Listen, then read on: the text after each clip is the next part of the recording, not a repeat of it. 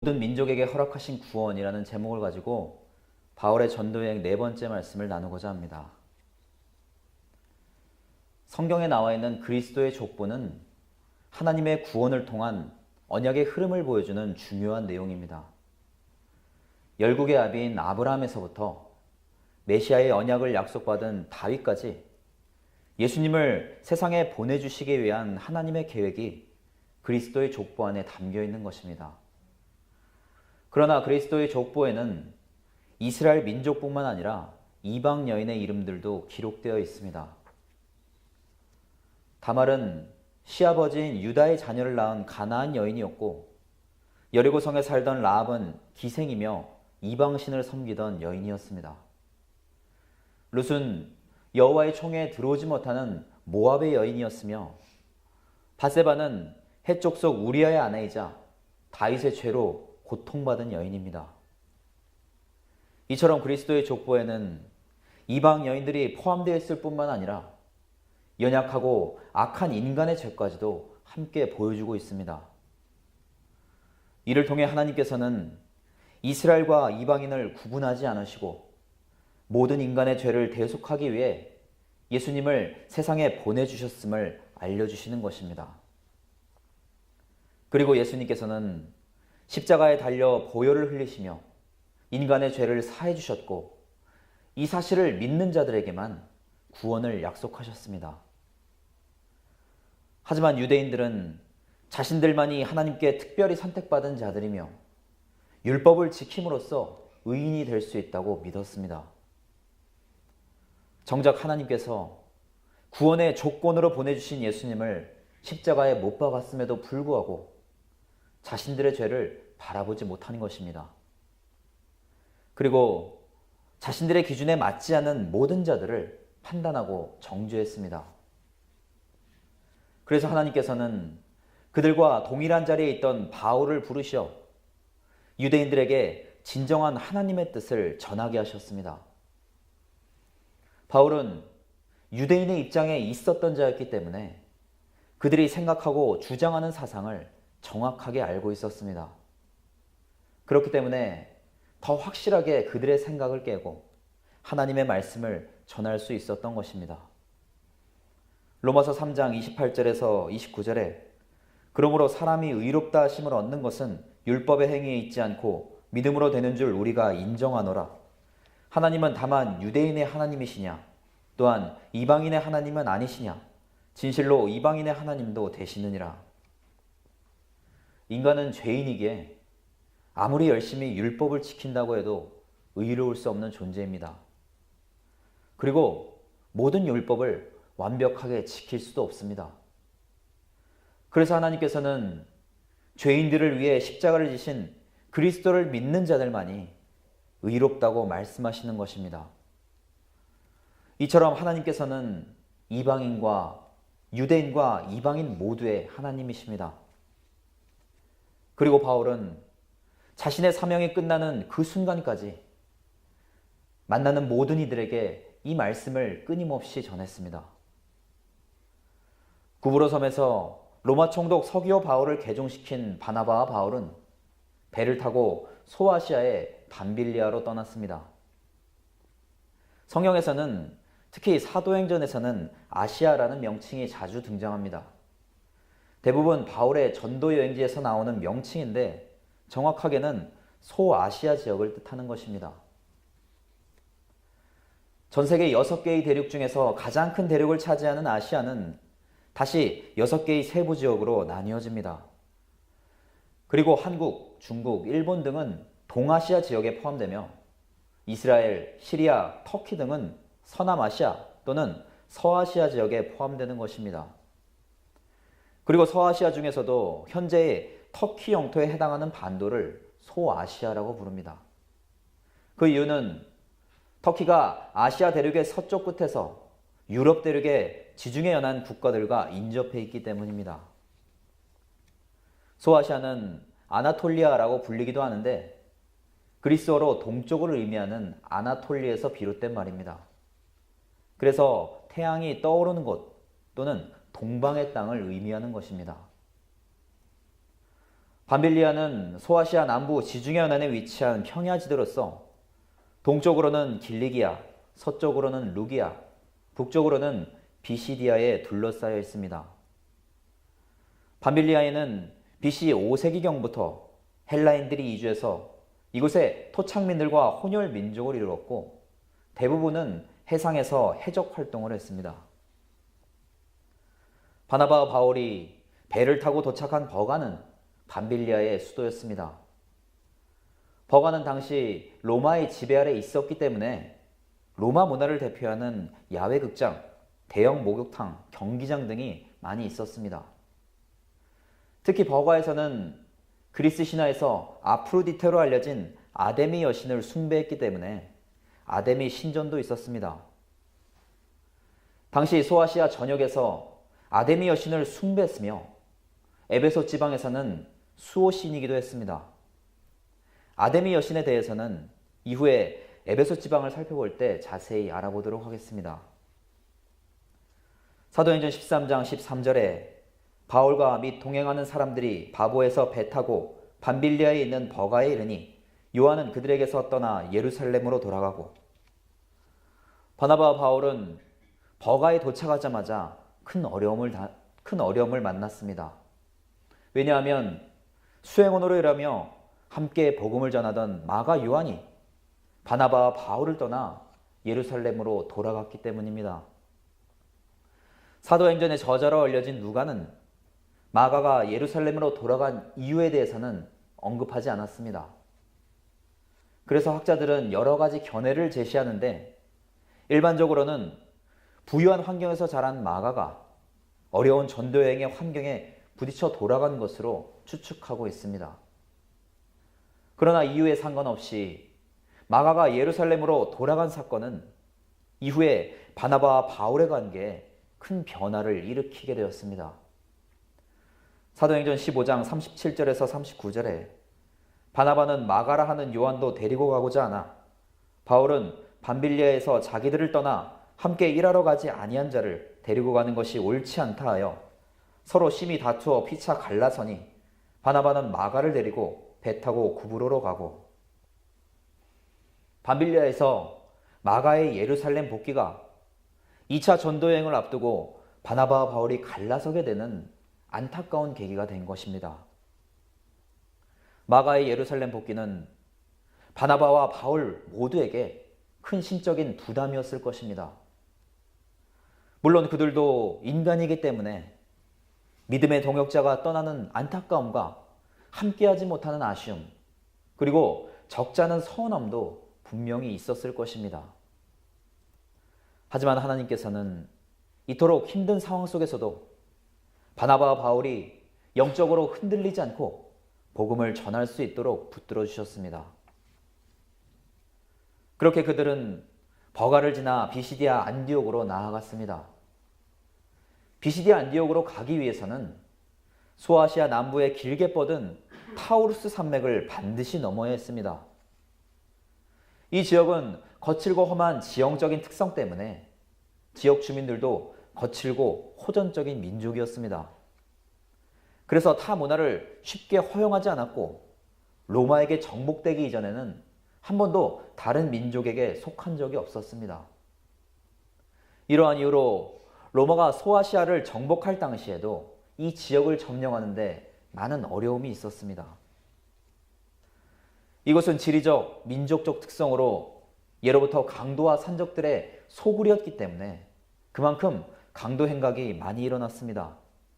그래서 바나바와 바울에게 있어서는 타우루스 산맥을 넘어가는 그 자체도 힘든 일이지만 강도를 만나는 위험 또한 큰 고난이었습니다.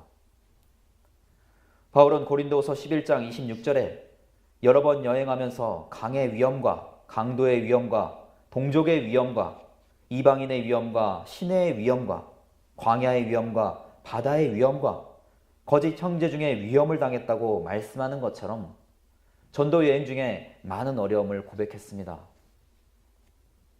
그리고 바울은 1차 전도 여행 이후에도 비시디아 안디옥을 몇 차례 더 방문했기 때문에 타우루스 산맥을 넘으며 겪어야 했던 강도의 위험을 고린도후서에서 이야기한 것입니다. 이처럼 바나바와 바울은 구브로 섬에서 귀한 믿음의 열매를 맺으며 복음 전파에 자신감을 얻었지만 소아시아에 도착하면서부터는 고난의 연속이었습니다. 마가는 예루살렘으로 돌아가 버렸고 비시디 안디옥으로 가는 길은 위험하고 힘든 여정이었기 때문입니다. 하지만 하나님께서는 육적으로도 영적으로도 힘들고 지친 그들을 위로하시며 힘을 내어 나아갈 수 있도록 도와주셨습니다. 로마 제국은 BC 25년에 비시디 안디옥을 식민지화하면서 갈라디아 지역으로 편입시킨 이후에 강력한 수비대를 주둔시켰습니다. 이곳이 지리적으로 모든 지역과 연결되어 있기 때문에 로마 제국이 전략적인 요충지로 삼았던 것입니다. 그리고 이것을 야만족을 제압하는 요새로 삼았습니다. 갈라디아는 저처럼 희다라는 뜻을 가지고 있으며 본래 골 족속이라는 유럽 민족이 거주하던 지역이었습니다. 헬라인들은 이곳을 골 사람의 마을이라는 뜻으로 갈라타이라고 불렀는데 갈라디아라는 지명이 이 명칭에서 유래된 것입니다. 그래서 바울이 작성한 갈라디아서가 1차 전도 여행 때 복음을 전파한 이 지역의 교회들에게 보내는 편지인 것입니다. 로마는 갈라디아를 식민지화하면서 비시디아 안디옥, 이고니온, 루스드라 등 주변에 있는 도시들을 세바스테라는 도로로 연결했습니다. 세바스테는 로마 제국이 소아시아를 정복하면서 해적들을 소탕하기 위해 건설한 도로인데 비시디아 안디옥에서 밤빌리아로 통하는 길이었습니다. 비시디아 안디옥에는 많은 유대인들과 로마군에서 퇴역한 사람들이 살고 있었습니다. 특히 퇴역한 로마 군인이 많았던 이유는 당시 로마의 클라우디오 황제가 로마군에서 25년 이상 복무하고 퇴역한 군인들에게 로마 시민권을 부여하고 이곳으로 이주시켰기 때문입니다. 그래서 그들에게는 땅을 무상으로 제공하는 등 많은 혜택들을 주었습니다. 사도행전 13장 14절에서 16절에 그들은 버가에서 더 나아가 비시디아 안디옥에 이르러 안식일에 회당에 들어가 앉으니라. 율법과 선지자의 글을 읽은 후에 회당장들이 사람을 보내어 물어 이르되 형제들아 만일 백성을 권할 말이 있거든 말하라 하니 바울이 일어나 손짓하며 말하되 이스라엘 사람들과 및 하나님을 경외하는 사람들아 들으라. 바울과 바나바가 비시디아 안디옥에 도착했을 때에도 가장 먼저 방문한 곳은 유대인의 회당이었습니다. 안식일에는 많은 유대인들이 회당에서 예배를 드리기 위해 모였기 때문에 바울과 바나바는 복음을 전하기 위해 안식일에 맞춰 회당으로 들어갔습니다. 그리고 예배를 드리던 회당장들은 그들이 백성들에게 권면의 말씀을 전할 수 있도록 기회를 주었습니다. 그래서 바울이 유대인들뿐만 아니라 하나님을 경외하는 모든 이방인들에게까지 복음의 말씀을 전할 수 있었던 것입니다. 바울은 하나님께서 이스라엘을 택하시고 애굽에서 불러주셨을 때부터 하나님의 언약에 따라 다윗의 후손으로 오신 예수님의 때까지 이스라엘의 역사에서부터 말씀을 시작했습니다. 그리고 예수님께서 십자가의 사명을 통해 성경에 기록된 모든 말씀들을 성취하셨으며 하나님께서 그를 죽은 자 가운데서 다시 일으키시어 부활하신 사실까지 담대하게 전했습니다. 그리고 마지막에 인간은 오직 예수 그리스도를 통해서만 의로움을 얻을 수 있다는 말씀을 선포했습니다.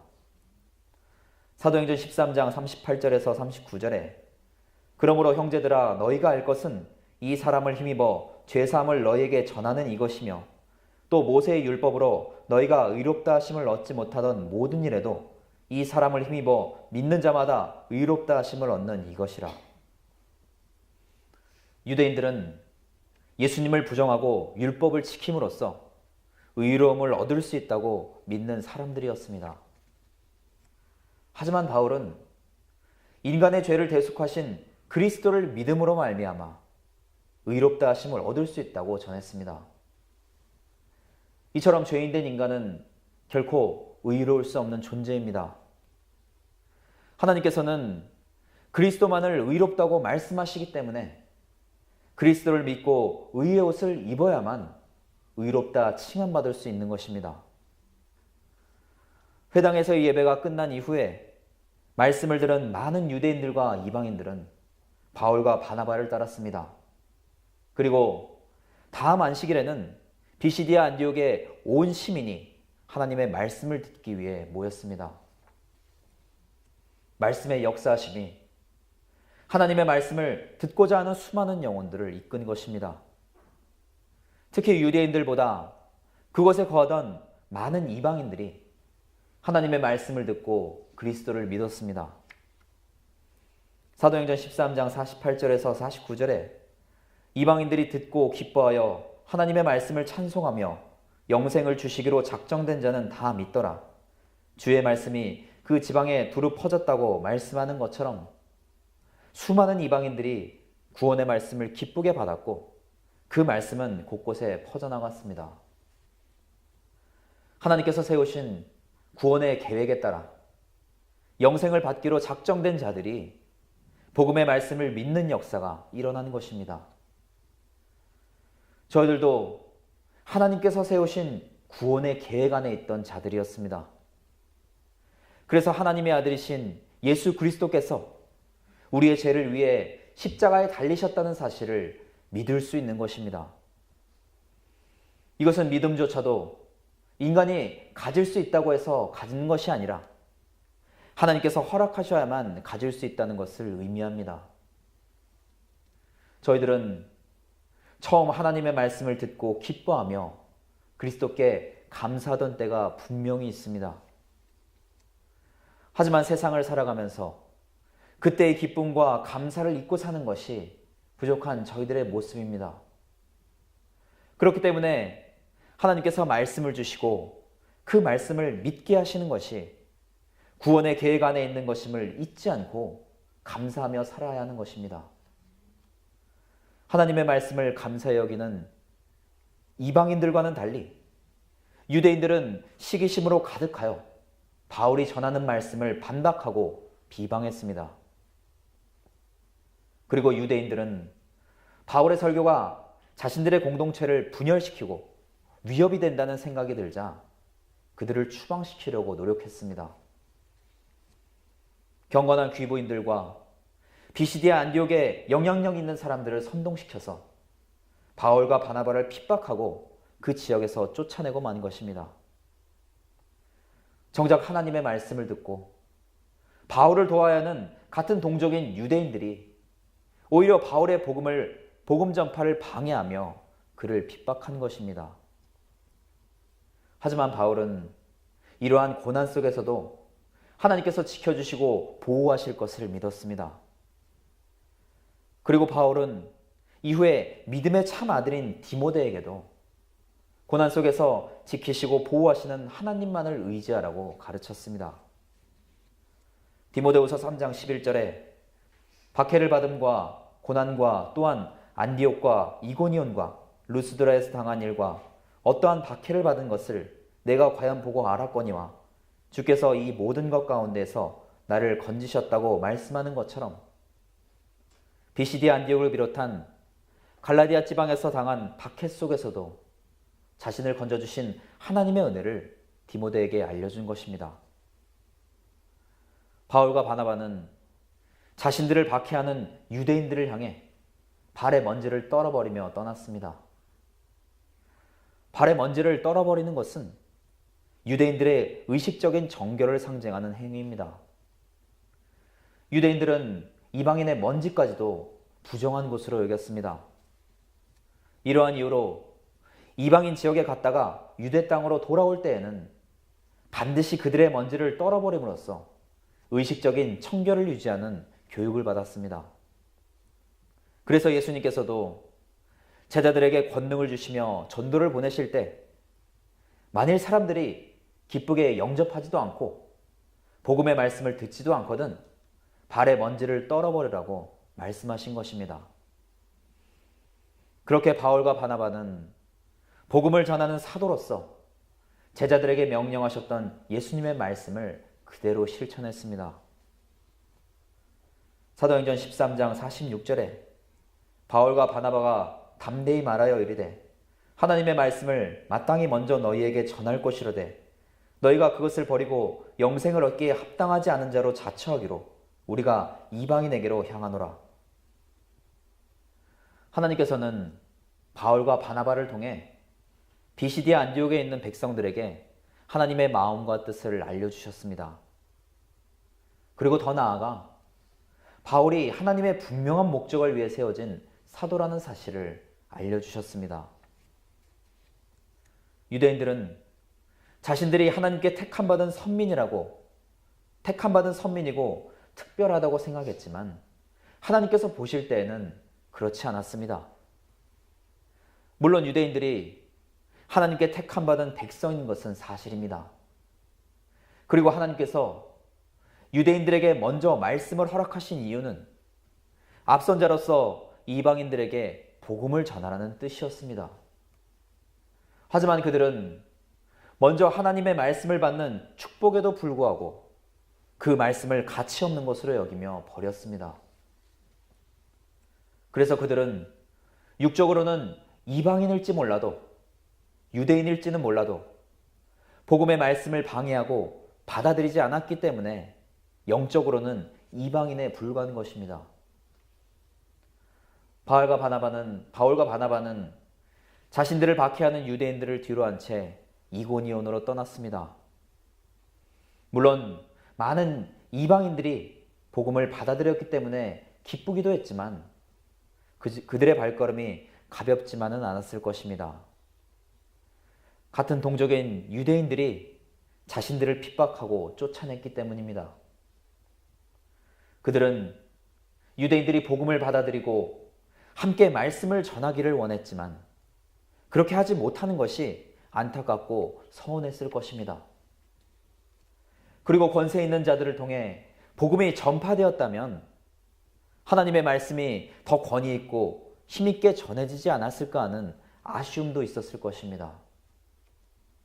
하지만 바울은 복음 전파의 주권은 오직 하나님께만 있음을 믿으며 또 다른 영혼들을 위해 발걸음을 옮겼습니다. 저희들도 이스라엘 사람들에게 있어서는 이방인들입니다. 하지만 이스라엘의 하나님께서는 이방인인 저희들에게도 직접 찾아오셨습니다. 그리고 하나님의 말씀을 주시며 그리스도를 향한 믿음을 허락하셨습니다. 이제는 바울처럼 저희들에게도 다른 영혼들에게 그리스도의 복음을 전하는 사명이 주어진 것입니다. 이 사명을 가지고 하나님의 귀한 말씀을 전하는 자녀로 살아가시기를 간절히 부탁을 드립니다. 다 함께 기도하시겠습니다.